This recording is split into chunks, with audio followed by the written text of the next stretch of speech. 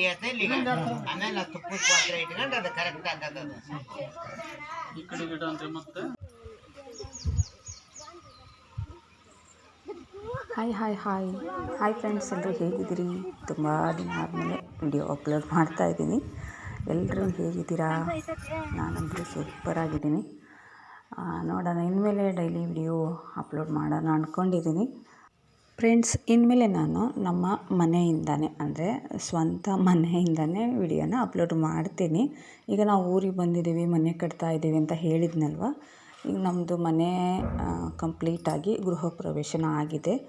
ಬಸವ ಜಯಂತಿಗೆ ಆಯಿತು, ಬಸವ ಜಯಂತಿಗೆ ಆಗಿದೆ. ಬಟ್ ವಿಡಿಯೋ ಮಾಡೋಕ್ಕಾಗಿಲ್ಲ, ಅಪ್ಲೋಡು ಮಾಡಿಲ್ಲ.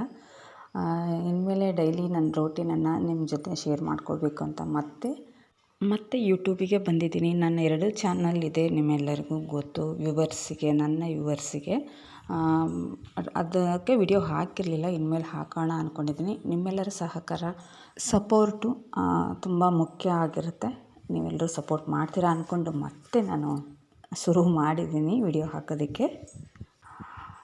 ನೋಡ್ಬೋದು, ಇದು ಅಧಿಕ ಮಾಸ ಅಲ್ವಾ, ಮತ್ತು ಸಂಕಷ್ಟಹರ ಚತುರ್ಥಿ ಇತ್ತು ಬುಧವಾರ, ಮತ್ತು ನೆಕ್ಸ್ಟ್ ಡೇ ಗುರುವಾರ ಪೂಜೆ ಈ ರೀತಿ ಮಾಡಿದ್ದೀನಿ. ಗುರುವಾರ ಬೆಳಗ್ಗೆ ನಾನು ಪೂಜೆ ಎಲ್ಲ ಮುಗಿಸ್ಕೊಂಡು ನಮ್ಮ ತವ್ರ ಮನೆಗೆ ಹೋದೆ. ಇಲ್ಲಿ ನೋಡ್ತಿರ್ಬೋದು, ಇಲ್ಲಿ ನಮ್ಮ ಚಿಕ್ಕಪ್ಪನ ಮಕ್ಕಳು, ಅಣ್ಣನ ಮಕ್ಕಳೆಲ್ಲ ಸೇರಿ ಇಲ್ಲಿ ಪೂಜೆ ಮಾಡ್ತಿದ್ದಾರೆ. ಇವತ್ತು ನಮ್ಮ ಮನೆ ಹತ್ತಿರ ಒಂದು ನಾಗರಕಲ್ಲು ಇರ್ತಾವಲ್ಲ, ಎಲ್ಲರ ಮನೆ ಹತ್ರನೂ ನಮ್ಮ ಮನೆ ಹತ್ರನೂ ಇತ್ತು. ಭರಮಪ್ಪ ಅಂತಾರಲ್ವ, ಆ ದೇವರ ಪ್ರತಿಷ್ಠಾಪನೆ ಇತ್ತು. ಹೊಸದು ತಂದಿದ್ದಾರಲ್ವ, ಅದನ್ನು ಪ್ರತಿಷ್ಠಾಪನೆ ಮಾಡ್ತಾರೆ. ಹಾಗಾಗಿ ಕುಂಭ ಎಲ್ಲ ತಗೊಂಡು ಹೋಗಬೇಕು. ನಮ್ಮೂರ ಹತ್ರ ಹೊಂಡ ಇದೆ, ಅಲ್ಲಿಗೆ ಬಂದು ನೀರನ್ನು ತುಂಬಿಸ್ಕೊಂಡು ಪೂಜೆ ಮಾಡಿ ತುಂಬಿಸ್ಕೊಂಡು ಹೋಗ್ತಾ ಇದ್ದೀವಿ. ಅದೇ ಪೂಜೆದ ವಿಡಿಯೋನ ಇವತ್ತು ಅಪ್ಲೋಡ್ ಮಾಡ್ತಾಯಿದ್ದೀನಿ. ಇವರೆಲ್ಲ ರೆಡಿಯಾಗಿ ಇದ್ದರು. ನಾನು ಅಷ್ಟರೊಳಗೆ ಬಂದೆ, ಹಸ್ಬೆಂಡ್ ಬಂದು ಬಿಟ್ಟು ಹೋದರು. ಸೀದಾ ನಾನು ಮತ್ತು ನೀರು ತುಂಬಿಸೋದಕ್ಕೆ ಬಂದ್ವಿ. ನಮ್ಮ ಅತ್ತಿಗೆಮ್ಮ, ನಾನು, ನಮ್ಮ ಚಿಕ್ಕಮ್ಮ ಎಲ್ಲರೂ ಇದ್ದರು. ಇವರು ಅಣ್ಣನ ಮಕ್ಕಳು, ಕಾಕನ ಮಕ್ಕಳು ಎಲ್ಲರೂ ಕೊಡ ಅಂದರೆ ಕುಂಭನ ತೊಗೊಂಡು ಬಂದರು. ಇಲ್ಲಿ ಪೂಜೆ ಶುರು ಮಾಡಿದ್ದಾರೆ.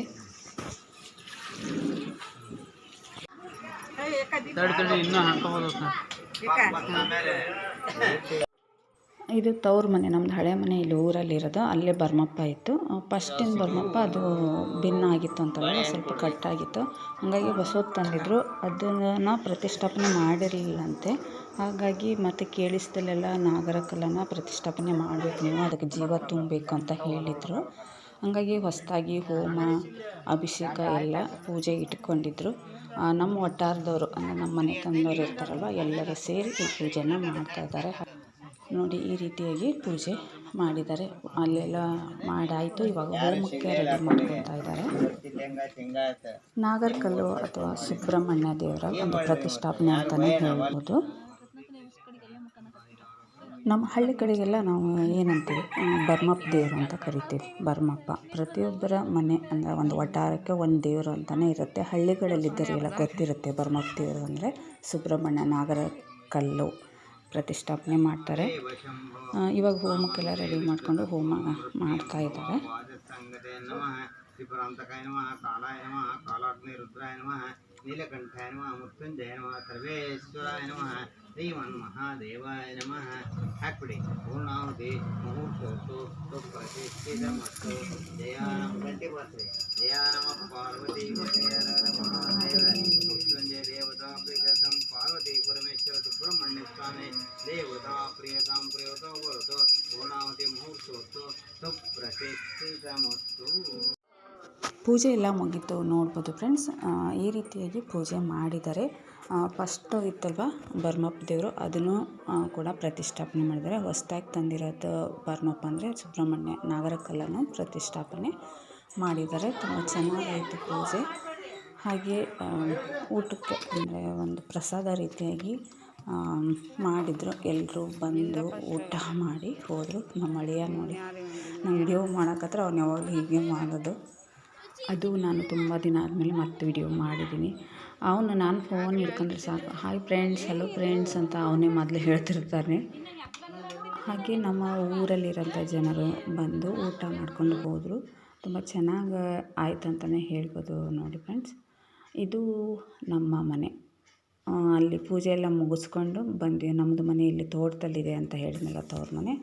ಅಲ್ಲಿ ಬಂದ ತಕ್ಷಣ ಇಲ್ಲೊಂದು ಹಾವಿತ್ತು, ಚಿಕ್ಕದದು, ಎಂಥದ್ದು ಹಾವದು. ಅದನ್ನು ವಿಡಿಯೋ ಮಾಡೋಕ್ಕೆ ಹೋದೆ, ಕಾಣ್ತಾ ಇಲ್ಲ ಅನಿಸುತ್ತೆ. ಮೋಸ್ಟ್ಲಿ ಅಲ್ಲಿ ಹೋಗ್ತಾ ಇದೆ ನೋಡಿ.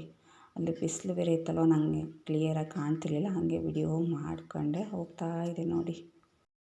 ಓಕೆ ಫ್ರೆಂಡ್ಸು, ಇವತ್ತಿನ ವಿಡಿಯೋ ನಮ್ಮ ಮನೆ ಹತ್ತಿರ ಭರಮಪ್ಪ ದೇವರ ಪ್ರತಿಷ್ಠಾಪನೆಯಿಂದ ವಿಡಿಯೋನ ಮೊದಲೇ ಸ್ಟಾರ್ಟ್ ಮಾಡಿದ್ದೀನಿ.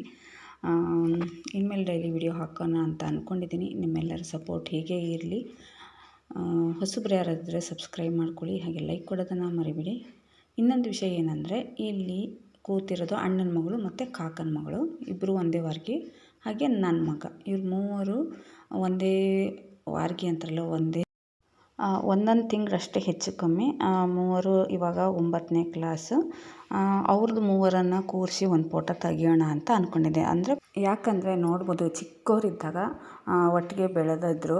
ಫೋಟೋಸ್ ಇತ್ತು, 3 ಜನದ್ದು ಒಟ್ಟಿಗೆ ಇರೋ ಫೋಟೋ ಇತ್ತು. ಹಾಗಾಗಿ ಈಗ ದೊಡ್ಡವರಾಗಿದ್ದಾರೆ, ಇವಾಗ ಫೋಟೋ ತೆಗಿಯೋಣ ಅಂತ ಕರೆದ್ರೆ ಮೂವರು ಒಟ್ಟಿಗೆ ಕೂರಲೇ ಇಲ್ಲ.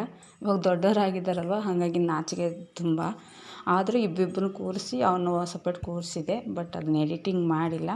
ಅದೇನೋ ಒಂಥರ ನೆನಪು ಉಳಿಯುತ್ತೆ ಅಲ್ವಾ, ಅವಾಗ ಹೇಗಿದ್ದರು ಇವಾಗ ಹೇಗಿದ್ದಾರೆ ಆ ರೀತಿ. ಅದ್ರ ಮಕ್ಕಳಿಗೆ ಇವಾಗ ತುಂಬ ನಾಚಿಕೆ, ನಾವು ಹೇಳಿದ್ದು ಮಾತೇ ಕೇಳಲ್ಲ.